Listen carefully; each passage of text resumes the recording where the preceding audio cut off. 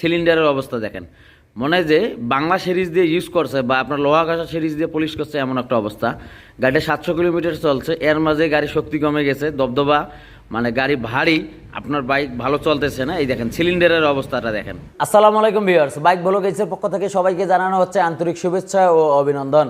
তো ভিউয়ার্স, আশা করি সবাই ভালো আছেন, আলহামদুলিল্লাহ আমিও ভালো আছি। তো চলে আসলাম আজকে আরেকটি ভিডিও নিয়ে। তো আজকের বিষয়টা হলো যেটা, আপনারা যেখানে সেখানে রিং পিস্টন পরিবর্তন অথবা ওয়ার্কশপের কাজ করবেন না। কেন? এই বাইকটা 700 কিলোমিটারের আগে রিং পিস্টন পরিবর্তন করা হয়েছিল, বাট রিং পিস্টন পরিবর্তন করার পরে বাইকের অবস্থা আরও খারাপ হয়ে গিয়েছে। যেমন ধরেন সাউন্ড খারাপ, দ্বিতীয় নম্বর বিষয় আপনার ইঞ্জিন অতিরিক্ত হিট আছে, তৃতীয় নম্বর বিষয় আপনার ইঞ্জিনের শক্তি নেই।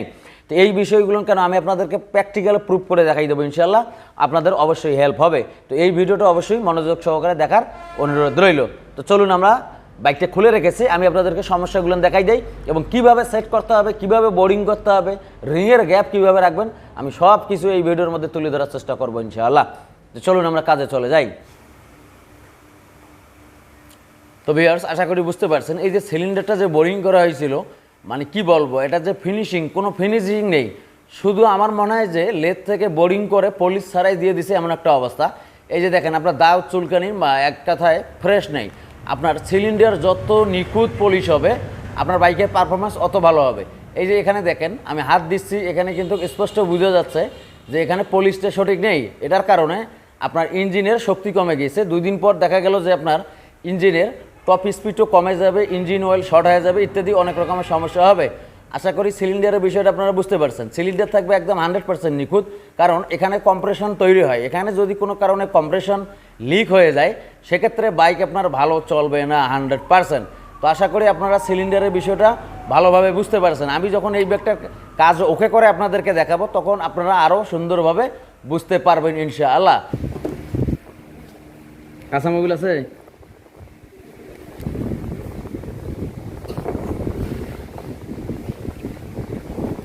তো ভিউয়ার্স, অবশেষে আমরা সিলিন্ডার স্লিপ করে দিলাম, কারণ এটা 50 হয়ে গিয়েছিল। এখন যদি 100 করে দিই, সেগুলো মাইলেজটা ড্রপ করতে পারে। তো বিষয়টা হলো যেটা, যে এর আগে যে ওয়ার্কশপের মিস্ত্রি কাজ করছিল, ওনার সাথে আমি কথা বললাম, তো উনি বুঝতেই পারেন নাই যে আসলে সমস্যাটা কোথায়। তবে একটা বিষয় কি, এখন যেখানে সেখানে পার্টসের দোকান, যেখানে সেখানেই ওয়ার্কশপ, মানে কিছু বুঝুক আর না বুঝুক, টাকা থাকলেই মনে হয় যে সব কিছু হয়ে যায়। বিষয়গুলো এরকম দাঁড়াইছে। তো যাই হোক, বিষয় এটা না, আমাদের মেকানিকেরও কিছু দায়িত্ব থাকে যে এই বিষয়গুলো প্রতিহত করা বা প্রতিবাদ করা। কারণ আমাদেরকে বুঝতে হবে যে কীভাবে লেদার কাজটা করতে হবে। কারণ আপনার সিলিন্ডারের ভিতরে আপনাদের শক্তি তৈরি হবে, এখান থেকেই শক্তি তৈরি হবে। যদি আপনার এভাবে স্পট হয়ে থাকে, সেক্ষেত্রে যখন কম্প্রেশন হবে, এখান থেকে উইক হবে। কারণ এখানে যদি স্পট হয়ে যায়, তাহলে নিচের দিকে চলে যাবে, আপনার ইঞ্জিন অতিরিক্ত হিট হবে, তেল বেশি খাবে, আপনার গাড়ি চলিয়ে ভালো একটা মজা পাবেন না, মাইলেজ ভালো পাবেন না। এই যেমন এই গাড়িটার আপনার দরকার গেল 3 নম্বর 4 নম্বর গিয়ে যখন টানতেছেন, মনে হয় যে হোন্ডা C50 চালাচ্ছেন। বিষয়গুলো এইরকমটা। তো যাই হোক, এখন বিষয়টা হলো যেটা, আমি বরাবর যেখানে কাজ করি, আলহামদুলিল্লাহ ওখানে আমি কাজ করে নিলাম। তো এখন এটা পারফেক্ট, কারণ এখানে যে বোর্ডিংয়ের চেহারাটা দেখেন, যে একদম সুন্দর গ্লেজ করতেছে। পলিশ যত সুন্দর হবে, অত পিস্টন আপনার ভালো চলবে, ইঞ্জিন অতিরিক্ত হিট কম হবে। তো পিস্টন বোর্ডিং আমরা বরাবরই বলি, আপনার অরিজিনালে থাকে একদম ইজি। তো আমরা জাস্ট শুধু মোবিল ইজি ওকে করে নিব, মানে মোবিল দিয়ে ঠেলা দিব, ও চলে যাবে। তো এরকমটা করে নেবেন। আর রিংয়ের গ্যাপগুলো অরিজিনাল যেরকম থাকে তার থেকে একটু কমাই নেবেন, মানে এক কথা নককটা ব্লেডের মতো একটু গ্যাপ রাখবেন, না হলে আবার ইঞ্জিন হিট হওয়ার পর ঝিঝি ঝিঝি সাউন্ড করবে। আশা করি বুঝতে পারছেন। তো এখন বিষয়টা হলো যেটা, আমরা এই ব্যাগটার রিং পিস্টনটা সেট করবো। এন্ড রিং পিস্টন রিং কিভাবে সেট করবো, এটাই হলো বড় বিষয়। সেট করবো এই বিষয়টা আমি আপনাদেরকে দেখাই দিই। পিস্টন যখন আমরা এদিক থেকে বসাবো ওয়েল্ডিং, সেক্ষেত্রে হবে এম সাইজ, আর যদি আমরা এভাবে ধরেই সাজাই, সেক্ষেত্রে হবে ডাব্লিউ সাইড। তো যেটা ডাব্লিউ হবে, এই রিংটা ধরে, এই রিংটা আমরা এই ইনটেক যে ভ্যালভ আছে, এই ভ্যালভের যে গ্রুপের অংশটা আছে, এটার মাঝ বরাবর দিব। কারণ আমরা গজিন পিনের অংশে দিব না, অনেকেই গজিন পিনের অংশ দেয়, কারণ দেখবেন পিস্টনটা এদিক দিয়ে কিন্তু একটু ফ্রি ফেলে থাকে, এখান থেকে কিন্তু ইঞ্জিন অয়েল শর্ট হওয়ার সম্ভাবনা থাকে। তো আপনারা ইনটেক ভ্যালভের এই জায়গায় দিবেন, আর ওয়েল রিংটা দিবেন আপনারা 140 ডিগ্রি অ্যাঙ্গেলে। কারণ আপনি বাইক যখন স্টার্ট হবে, তখন কিন্তু উপর দিকে ইঞ্জিন অয়েলটা চলে আসবে। এটা আমরা দিব একজস্ট সাইডে, ওয়েল রিংয়ের যে গ্যাপগুলো আছে 140 ডিগ্রি অ্যাঙ্গেলেই দিয়ে দিলে ইনশাল্লাহ বাইকটি ভালো চলবে। কারণ কাজের উপর নির্ভর, কিছু বাইকে আবার 160 ডিগ্রি অ্যাঙ্গেলও দিতে হয়, অনেক সময় 120 ডিগ্রি অ্যাঙ্গেলও দিতে হয়। তো আসলে বিষয়টা হলো যেটা, একটা এক্সপিরিয়েন্সের উপর এটা নির্ভর করে।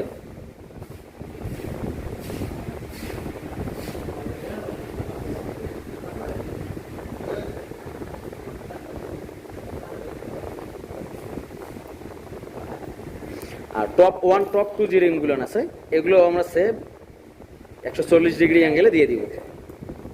বাইক ইনশাআল্লাহ 100% ভালো থাকবে। তো এই হলো বিষয়বস্তু সিলিন্ডারের। আমরা এখন সিলিন্ডারটায় মধ্যে পিস্টনটা প্রবেশ করাই দিব। একটু ইঞ্জিন অয়েল দাও তো।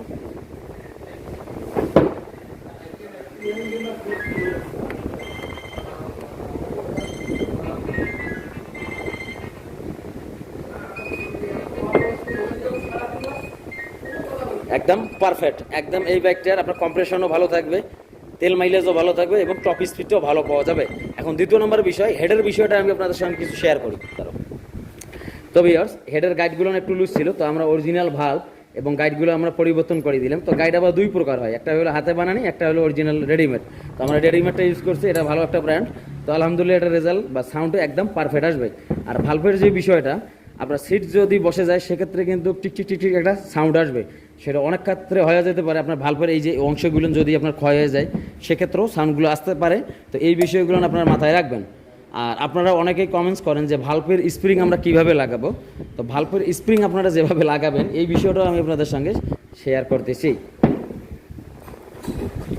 তো ভিউয়ার্স, একটা জিনিস দেখবেন, আপনার একদিকে হইলেও আপনার গ্যাপ বেশি, একদিকে গ্যাপ কম। যেটা গ্যাপ কম ওটা আমরা দিব নিচের অংশে, তার আগে একটা মোটা ওয়াশার থাকবে, নিচের অংশ দিয়ে দিব গ্যাপ যেটা বেশি। তাহলে আপনার ভাল্ব দ্রুত নষ্ট হবে না বা ছিঁড়ে যাওয়ার কোনো সম্ভাবনা থাকবে না ইনশাআল্লাহ।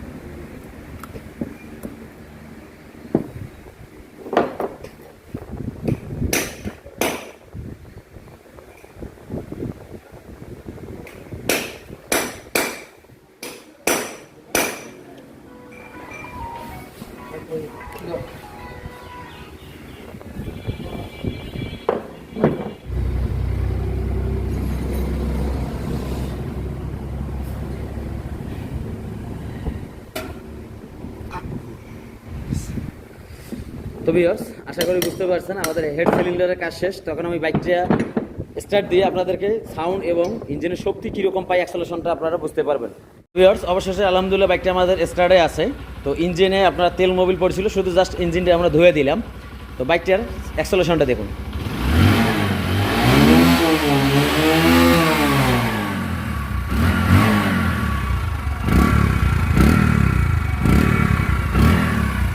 ইঞ্জিনের সাউন্ডটা শুনুন, কোনো ঝেরঝেরি শিরশিরি কোনো সাউন্ড নেই। এই বাইকটা যখন 200-500 কিলোমিটার চলবে আরও 100% স্মুথ সাউন্ড আসবে ইনশাআল্লাহ। তো ভিউয়ার্স, ভিডিওটি ভালো লাগলে অবশ্যই লাইক করে দেবেন, মূল্যবান মতামত কমেন্টস করে জানিয়ে দেবেন। সবাই ভালো থাকবেন, আল্লাহ হাফেজ।